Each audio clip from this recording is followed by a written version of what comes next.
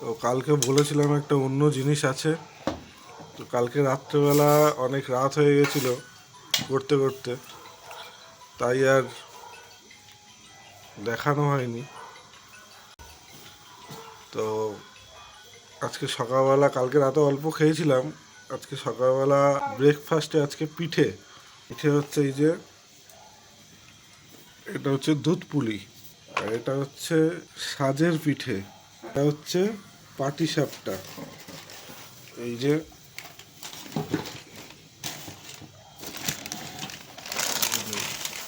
দুধ পুলি। সবাইকে দিতে দিতে এইটুকু আর রয়েছে।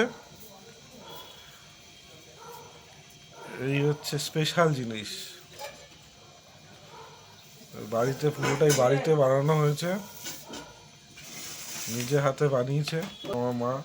এই ছিল স্পেশাল জিনিস, এগুলো সত্যি একটা স্পেশাল জিনিস, বাঙালির ঐতিহ্য।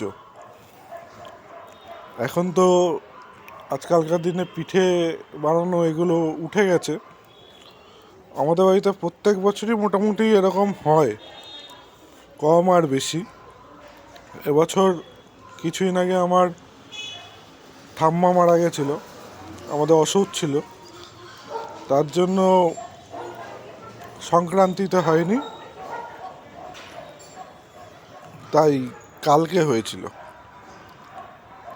এগুলো খেতে সত্যি একটা ভালো লাগে, নস্টালজিক ব্যাপার।